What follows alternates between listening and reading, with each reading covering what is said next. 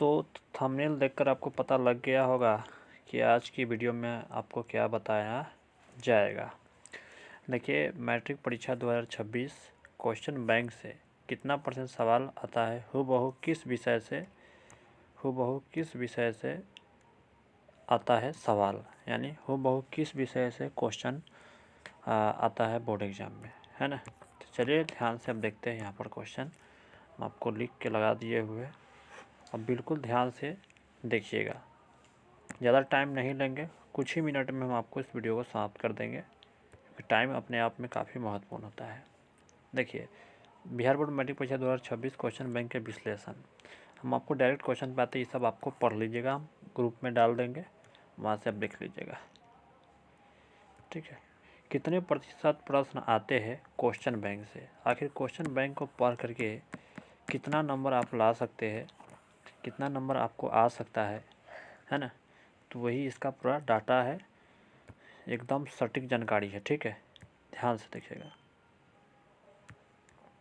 देखिए, आंकड़ों और पिछले वर्षों के पेपर के विश्लेषण के अनुसार, यानी पिछले वर्ष के विश्लेषण के अनुसार सीधे प्रश्न या डायरेक्ट क्वेश्चन लगभग 40% से 50% सवाल पिछले 10 वर्षों के क्वेश्चन बैंक से सीधे मामूली बदलाव के साथ पूछे जाते हैं। यानी कहने का मतलब है, सीधे सीधे जो सवाल है आपको क्वेश्चन बैंक से, यानी मैट्रिक के क्वेश्चन बैंक से आपको सीधे सीधे सवाल आते हैं 50%। 50% का मतलब हुआ, यानी आपके बोर्ड एग्ज़ाम में सभी पेपर के मिला के 50% आपको क्वेश्चन पूछा जाता है ना। यानी 100 का कोई एग्ज़ाम हो रहा है तो उसमें से 50 क्वेश्चन डायरेक्ट क्वेश्चन बैंक से आ रहा है, ठीक है। ये कहने के अर्थ है, ठीक है। और आगे की ओर समझिएगा ध्यान से। तो यानी 10 वर्षों का क्वेश्चन बैंक अगर आप पढ़ लेते हैं तो आपका बेड़ा पार है, यानी बल्ले बल्ले। देखिए अगला ध्यान दीजिएगा, ये तो आपको पता चल गया है ना। देखिए अगला, समान कॉन्सेप्ट। समान कॉन्सेप्ट का मतलब होता है सेम कॉन्सेप्ट, यानी सेम लॉजिक। यदि हम उन सवालों को भी जोड़ ले जिनका आधार पिछले वर्ष जैसा ही है, यह आंकड़ा 70 से 80% तक पहुंच जाता है। यानी कहने का मतलब 50% डायरेक्ट सीधा सीधा पूछता है ना। क्वेश्चन बैंक से 50 से 60% भी पूछ लेता है, ठीक है। लेकिन कहना है बोर्ड के पेपर के, यानी बोर्ड के कहना नहीं है, मतलब कि क्वेश्चन के जो पैटर्न के अनुसार है ना। क्वेश्चन के पैटर्न के अनुसार जो है, जो क्वेश्चन ट्रेंडिंग में चलता है उसके अनुसार है। अगर सेम कॉन्सेप्ट की बात करें तो 70 से 80% जो क्वेश्चन है आपको क्वेश्चन बैंक से ही आता है, क्वेश्चन बैंक से ही डायरेक्ट आ जाता है ना, सेम कॉन्सेप्ट पे।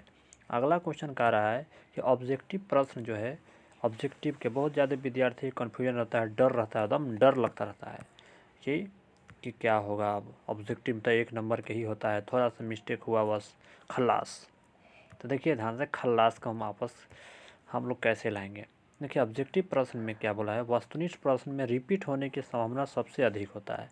यानी वस्तुनिष्ठ प्रश्न यानी ऑब्जेक्टिव प्रश्न जो है ना, आपको पिछले साल के लगभग क्वेश्चन रिपीट होता है ना। यहाँ पे रिपीट होता है, तो इसलिए पिछले साल के क्वेश्चन को आपको ज़्यादा से ज़्यादा ऑब्जेक्टिव को पढ़ना चाहिए। तो देखिए कितना, लगभग 50 से 60% ऑब्जेक्टिव प्रश्न पिछले वर्ष के सेट से मिलते जुलते होते हैं। यानी पिछले साल के जो सेट होते हैं, यानी 10 साल के, उसी से आपको मिलता जुलता ही ऑब्जेक्टिव पूछा जाता है। और बिल्कुल आप अगर उसको याद कर लेते हैं तो एकदम आपकी 50 में 50 बन जाएगा ऑब्जेक्टिव, ठीक है। Question bank very very important है। अगला देखिए, आगे बोला गया कि विषयवार अनुमान, विषयवार है ना। अब जो विषयवार, यानी कहने का मतलब आपको इसमें जो है, यानी कि जो मुख्यतः जो विषय है आपको मैथ है ना, मैथ है, संस्कृत है, हिंदी है, सोशल साइंस है, साइंस है, ये सभी जो विषय है, इस सभी में से कौन विषय से कितना क्वेश्चन, कितना % क्वेश्चन बैंक से आता है, ये हम लोग जानते हैं। अब यहाँ पर से देखिए, विज्ञान और सामाजिक विज्ञान की बात करते हैं। विज्ञान है ना, विज्ञान और सामाजिक विज्ञान में इन विषयों में परिभाषा और सिद्धांत अक्सर दोहराए जाते हैं। यानी परिभाषा सेम टू सेम वही पूछ ले जाया जाता है। यानी यहाँ से 60% तक प्रश्न पुराने पैटर्न पर आधारित होते हैं। यानी 60% सवाल जो है आपको विज्ञान में है ना, और एसएसटी का मतलब सामाजिक विज्ञान में डायरेक्ट सवाल पूछ लेती है, यानी पूछ लिया जाता है। ठीक है, समझ रहे कि नहीं, पुराने पैटर्न के अनुसार पे ही सवाल पूछ लिया जाता है आपसे, है ना। तो ये आपको ध्यान में रखना है। अगला सवाल ध्यान से देखिए, सवाल यहाँ नहीं है, लॉजिक ध्यान से। गणित में क्या बात है, गणित में समझिएगा आप। गणित विषय में क्या है, गणित में प्रश्न हूबहू कम आते हैं, यानी गणित में हूबहू प्रश्न नहीं आएंगे, कम आएंगे। हो सकता है आपको 40, 50, 30, 40 मिल जाए, लेकिन आते तो है, लेकिन कुछ ही प्रश्न हूबहू आएंगे। जैसे 4 नंबर वाला सवाल जो है हूबहू लगभग सवाल हूबहू आ जाते हैं, है ना। तो इससे निष्कर्ष यह पता चलता है, यानी आप 30 से, है ना, या 20 से 30 कह सकते हैं, या 30 से 40 कह सकते हैं, हूबहू प्रश्न आ ही जाते हैं मैथ में भी, अगर मान के चलते हैं तो। ठीक है, लेकिन यहाँ पे बोला है गणित में प्रश्न हूबहू कम आते हैं, लेकिन सवालों का प्रकार और फार्मूला 90% पुराने जैसा ही रहता है। यानी जो क्वेश्चन बैंक में आप लोग यानी कि पूछ दिया गया है, वही सवाल उसी पैटर्न पे 90% सवाल उसी पैटर्न पे होते हैं, सिर्फ उसमें डिजिट बदलाव होता है, यानी संख्या बदलाव कर देता है, लेकिन लॉजिक वही होता है। ठीक है, इसलिए क्वेश्चन बैंक अपने आप में काफ़ी महत्वपूर्ण है, आपके लिए जहर नहीं हो सकता है, उसको मेहनत करके बनाइएगा। और ठीक है, अगला ध्यान से समझिए, हिंदी की बात अब समझ लेते हैं। हिंदी में साटेंगे बिंदी, ध्यान दीजिए। भाषा हिंदी, संस्कृति अंग्रेजी। ठीक है, हिंदी में आप कैसे आराम से ला सकते हैं नंबर, ध्यान से। व्याकरण के यानी ग्रामर के खंड में 70% से ज़्यादा सवाल, है ना। देखिए 70%, हम कितना बोलते थे आपको, 50 से 60%, है ना। हम बोलते थे आपको, अरे तुम हटो ना पगलवा, है ना। हम बोलते थे 50 से 60% सवाल ग्रामर सेक्शन से होता है, लेकिन 70% से ज़्यादा सवाल पिछले वर्षों के पैटर्न के फॉलो करते हैं, है ना। कहने का मतलब यह हुआ कि जो ग्रामर से जो सवाल आपको आते हैं वो बिल्कुल 100% जो है, 70% से ज़्यादा ही सवाल आपका ग्रामर के पिछले साल के जो पैटर्न में पूछा गया है, जो टॉपिक से सवाल पूछा गया है, उसी टॉपिक पर सवाल पूछा जाता है ग्रामर सेक्शन से, और उसी पैटर्न पे, है ना। तो इसीलिए क्वेश्चन में आपको ग्रामर के भी पता चल गया, और हिंदी के भी पता चल गया, संस्कृत के भी पता चल गया। 70% सवाल पिछले पैटर्न यानी पुरानका पैटर्न पे ही सवाल आपसे पूछा जाता है। तो ये हम लोग जान चुके हैं, इसलिए क्वेश्चन बैंक अपने आप में अहम रोल निभाएगा आपके बोर्ड एग्जाम में। ध्यान दीजिएगा अगला, यानी परीक्षा पैटर्न 2026 के पैटर्न क्या है। 100 ऑब्जेक्टिव होगा, 30 को 2 नंबर वाला सवाल होगा, और 8 को 5 नंबर वाला सवाल होगा इसमें, है ना। ये मैथ की है। देखिए ये तो आप लोग जानते हैं, इसमें ज़्यादा देखने की ज़रूरत नहीं है, ये सब जानते हैं, इसको हम छोड़ देते हैं। ठीक है, ये स्किप करते, फालतू का टाइम बर्बादी होगी। तैयारी के अब सुझाव जानते हैं कि तैयारी आखिर कैसे किया जाए। अब कम समय है, कम समय में छक्का कैसे मार दे, चौवा नहीं छक्का। ध्यान दीजिएगा कैसे होगा। छक्का मारने का मतलब बैट्समैन अच्छा होना चाहिए, बैट्समैन अच्छा होना चाहिए। तो उसके लिए आपको जानना है कि 2026 में आप अच्छा परिणाम कैसे लाएंगे। देखिएगा, समझिएगा ध्यान से। तो देखिए इसका जवाब है यहाँ पर ही, थोड़ा सा जानिएगा। पिछले 5 से 10 साल के पेपर, कम से कम 2015 से 25 तक के सभी प्रश्नों को हल करें। यानी 2015 से 2025 हम इसीलिए बोल रहे हैं कि आप रोज़ क्वेश्चन बैंक को एक एक सेट उठा के हर विषय के बनाइए। और शायद आप लोग बना रहे होंगे, और नहीं बना रहे हैं तो अपने आप में आप गलती कर रहे हैं। ठीक है, हम इसीलिए कहते हैं कि क्वेश्चन बैंक लीजिए, 2025 से ही आप स्टार्ट कीजिए, नीचे की ओर जाइए, है ना। 2025 से स्टार्ट कीजिए, 2015 तक जाइए, और एक एक सेट आप बना लेते हैं तो आपका वहाँ से क्वेश्चन जब भी आएंगे बोर्ड में, और आएंगे ही, यहीं फिक्स है, और आएगा ही वहीं से आएगा, और आप लोग वहाँ से जब सवाल बनाए रहेंगे तो आपका क्वेश्चन पूरा क्लियर रहेगा, और आसानी से आप बना देंगे बोर्ड एग्जाम में। इसलिए वो क्वेश्चन आप लोग करिएगा 2015 से 25 तक के। चलिए अगला क्वेश्चन देखिएगा।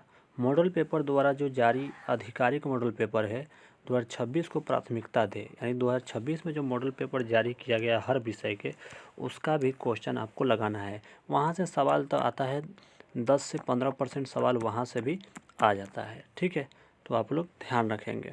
अगला सवाल ध्यान से समझिएगा। तो जो ओवरऑल जो रिजल्ट निकल के आया, यानी परिणाम जो पता चला, निष्कर्ष जो निकल के आया है, यदि आप क्वेश्चन बैंक को पूरी तरह से हल कर लेते हैं तो आप आसानी से 75% से 85% नंबर ला सकते हैं। कहने का मतलब यह हुआ कि आप 75% से, है ना, 75% से 85% नंबर ला सकते हैं।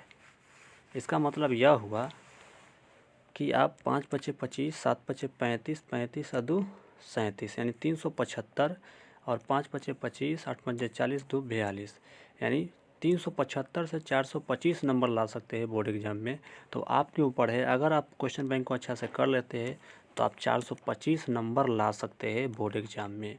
तो ये कितना अच्छा बात है। तो आप लोग कितना मेहनत कर रहे हैं क्वेश्चन बैंक के ऊपर, ये आपको मालूम होनी चाहिए। तो मेहनत उसका कीजिए।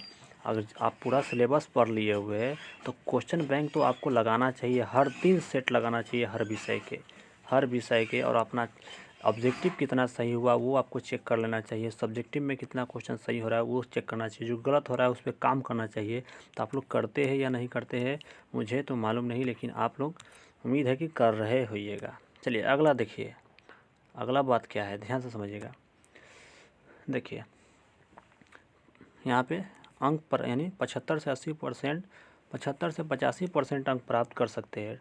टॉपर बनने के लिए आपको क्वेश्चन बैंक के साथ साथ, देखिए अगर टॉपर आपको बनना है, टॉपर अगर बनना है तो क्वेश्चन बैंक के साथ साथ, है ना, क्वेश्चन बैंक के साथ साथ अपनी पाठ्य पुस्तक यानी एनसीईआरटी या बीटीबीसी, है ना, बीटीबीसी, तो एनसीईआरटी बेस्ड है माना जाता है ना, एनसीईआरटी बेस्ड माना जाता है। तो एनसीईआरटी के नए उदाहरणों पर भी ध्यान देना होगा।